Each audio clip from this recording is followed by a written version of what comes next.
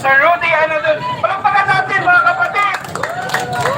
Ngayon, meron tayong special na panauhin, isang sikat din na vlogger na talagang loyal sa ating Vice Presidente. Tawagin natin. Andiyan na po ba siya? Yes. Palagpagan natin. Mandaraho!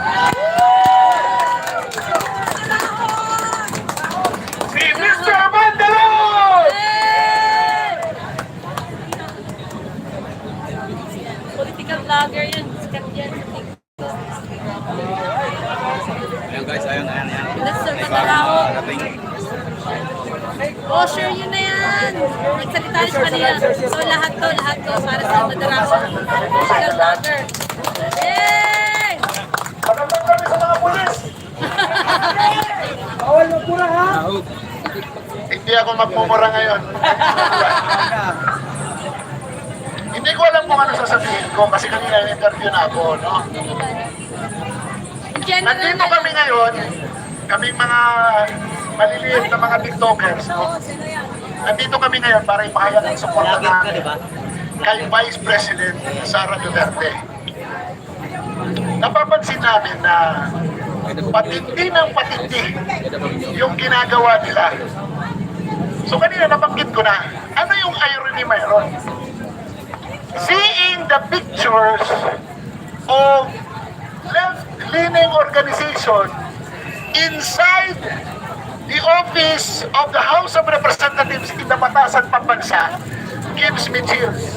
Nakakakilabot, nakakatayong balahibo. Sila na ngayon ang umuusig sa ating Vice Presidente. Ang Vice Presidente na ngayon ang inuusig ng mga alagad ng batas. Samantalang yung mga nagrarally sa labas, nasa aircon na, doon na sila nagrarally. Nakita niyo yung mga placard sila, nakapasok sila doon sa loob ng Batasan Pambansa Complex, sa loob ng opisina, aircon, maganda ang upuan, may dala silang mga placard, di ba? Pero kung tayo pumunta, papayagan pa tayo. Huli tayo doon. O, di ba? O, dito nga lang, bawal na eh. Ngayon, andoon sila, nakikita mo sila. Sila dati nasa kalsada, nakikipagpuntalan sa mga pulis. Pinailan ba sila ng kaso? Si Bibi Sara, tinulak lang ng konti, umiyak na kaagad, pinailan ng kaso. Di ba? Nagsalita lang na may papatayin, pinapaimbestigan sa NBI. Ginawa ba yan sa mga left-leaning groups na yan? Hindi. Kaya baliktad na ang nangyayari ngayon. Kaya nandito kami. Sobra na kasi. Di ba?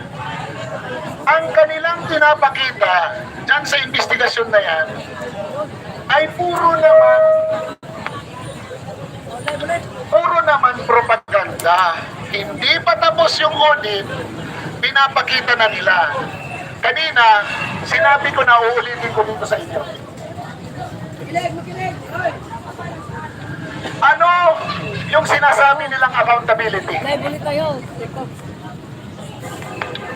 Ang gusto ng mga members ng House, accountable daw ang ating Vice President sa kanyang mga ginastos sa kanyang confidential fund.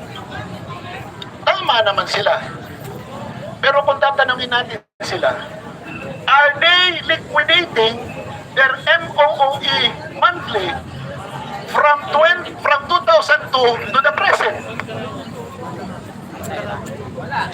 Wala, di ba? Oh. How much are they receiving? Every member of the House is receiving approximately 2002 na figure to 400 plus thousand every month. Ang kanilang liquidation, pipirma lang na ginamit nila for legislative purpose. Now, if each of them will be accounted sa kanilang mga 3 terms na pagsisilbi, that is amounting to 113 million bawat isa sa kanila. Meron ba silang resibo na may papakita? Wala. Anong pinagsimulan yan? Yung resolution number 10 ni Ping Lacson.